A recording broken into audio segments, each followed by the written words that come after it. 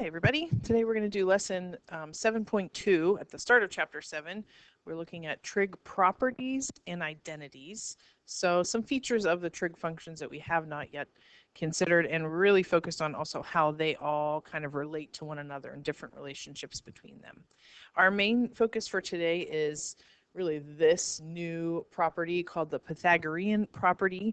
You're familiar with the Pythagorean theorem, and we'll see in a minute it's very much related to that, but it does look a little bit different to start.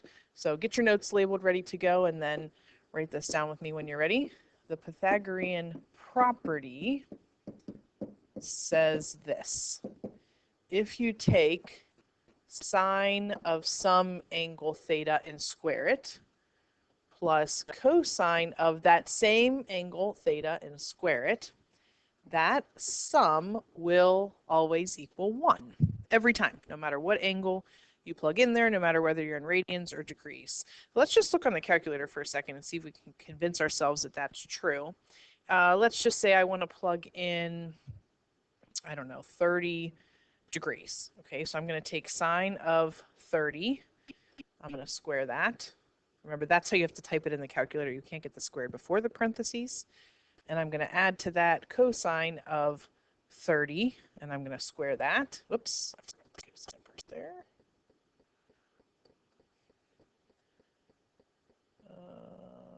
Oh, I don't know where that came from. Oh, sorry, let me try that again.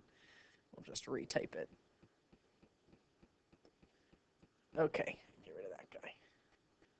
Okay, and I'm going to hit enter, and we get 1. Now, if you're sitting there going, one example, that's not good enough, let's look at it graphically.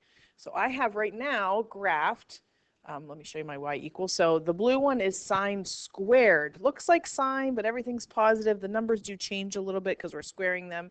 And then cosine squared is the red one. Okay, so they look very similar to normal sine and cosine, but not quite. Then I'm going to turn on the graph of, I have y1 plus y2, so sine squared plus cosine squared, and that one is just that straight horizontal line up at y equals 1. We could look at the table also.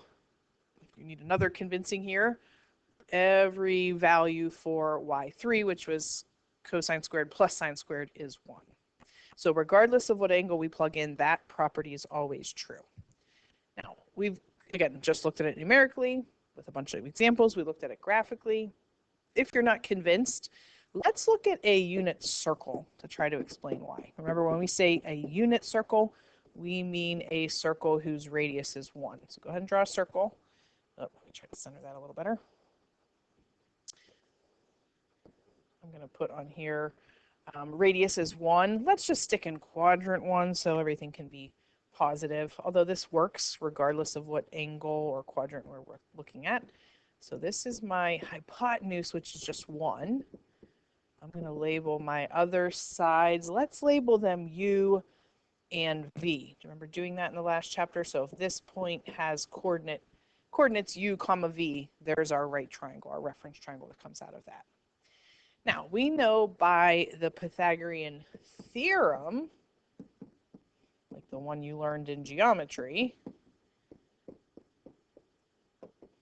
a squared plus b squared equals c squared, but in this case we could say u squared plus v squared equals 1 squared, or just 1.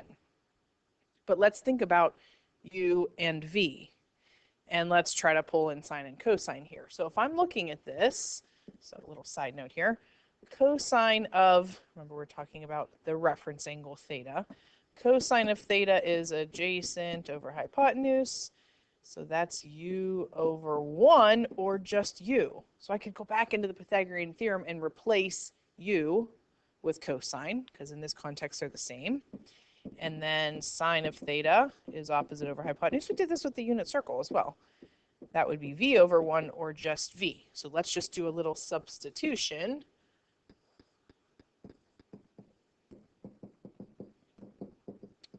Instead of u squared plus v squared equals 1, which we know is true from the Pythagorean theorem, let's replace u with cosine of theta. And let's replace v with sine of theta. And And then I'm just going to rewrite it using the notation we typically use. Let's write that as cosine squared of theta plus sine squared of theta equals 1. Okay, and this hopefully convinces you because we didn't look at a specific theta value. We could put that angle anywhere on the diagram and this property would still be true. So again, this is called the Pythagorean property. Make sure you put a big box around this one. This is probably, if I could pick one most important property from the unit, I think it's this one. From the whole chapter would be this one. Now we're going to recall some other properties we already know. Our goal today is just to build almost like a word bank, or like a bank of all these different properties we can then use throughout the chapter to manipulate these different trig identity, trig functions and trig expressions. Okay, so that's a Pythagorean property.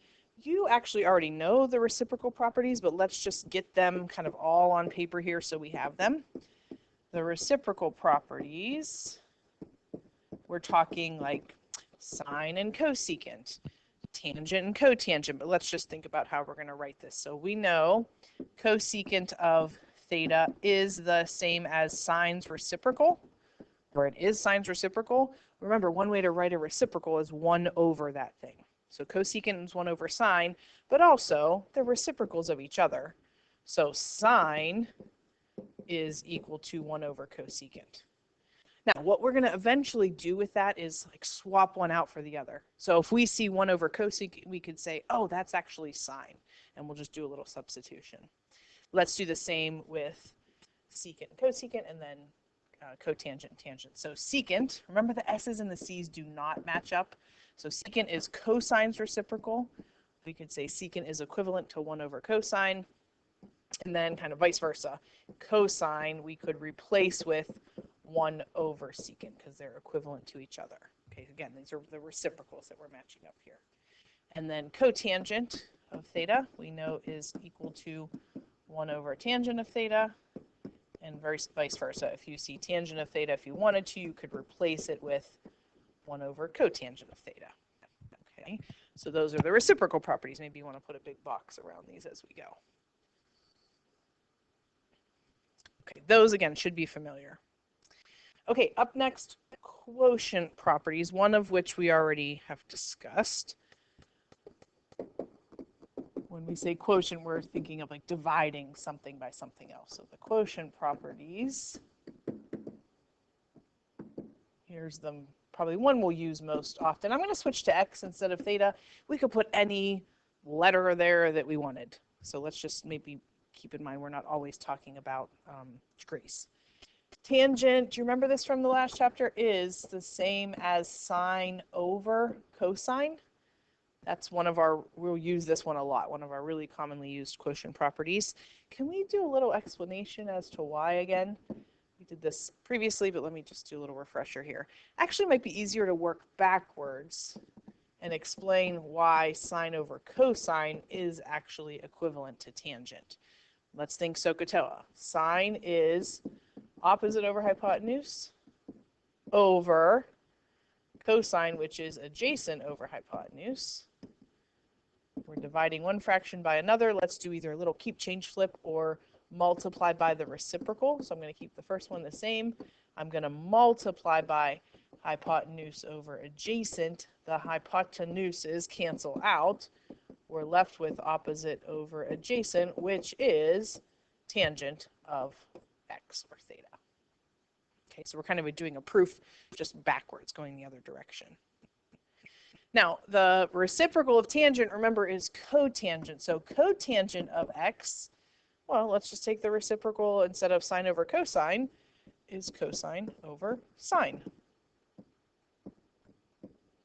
Okay, those are our two reciprocal properties. We also have these using, I mean, we could write them using secant and cosecant. We could like take out sine and replace it with 1 over cosecant, but I don't know that we'll really find a need for that one. So in order to not have 1,000 things to memorize, let's just stick with those two. That will be sufficient for us. Okay, let's keep going. Something that we'll see, that Pythagorean property is going to come up a lot, and there's some other variations of that. That one that we wrote down only has sine and cosine in it. Let's look at the other versions of that.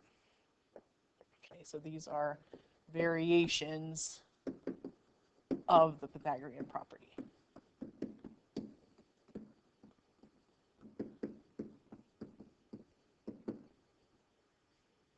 And we haven't really done anything with these yet. We're just trying to, again, collect. We have this big collection of them that we kind of have in our back pocket to use when we're ready. Okay, so here's the original one. Cosine squared of theta plus sine squared of theta equals 1. If you remember nothing else except that from today, that's kind of priority number 1. Now, the versions of that are just like moving things around a little bit. Let's say we had an expression where we had cosine squared all by itself and we wanted to replace it with something. Well, let's just solve this for cosine squared. So I'm just going to subtract sine squared from both sides and move it over. So cosine squared is equal to 1 minus sine squared of theta. We could replace 1 minus sine squared of theta with cosine squared of theta if we saw that in an expression later on. Okay, and then similarly, let's just solve for sine squared. Let's move the cosine squared to the other side instead. So sine squared is the same as 1 minus cosine squared. If at any point you're not convinced by these, throw them in a graph. Graph y1, the left-hand side, y2, the right-hand side. They should produce equivalent graphs and tables of values. Okay, so that's a kind of a set of the variations. Now, those only have sine and cosine. If we want to bring in tangent or secant or cotangent, we're going to take that original one. Okay, so let's take this. Cosine squared plus sine squared equals 1.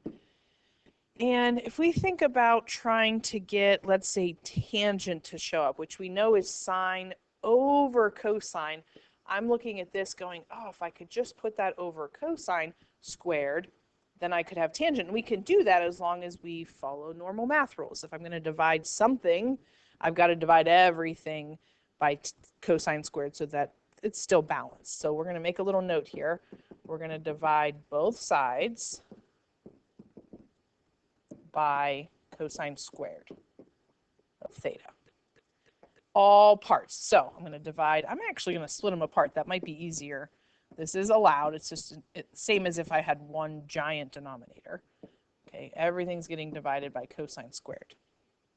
This is just 1 plus sine squared over tangent, or sine squared over cosine squared is tangent squared of theta. And then we've got 1 over cosine squared. Well, 1 over cosine would be secant, so 1 over cosine squared is secant squared. Looks similar to what we have in the box above, but instead of just having sine and cosine, we've got tangent and secant showing up.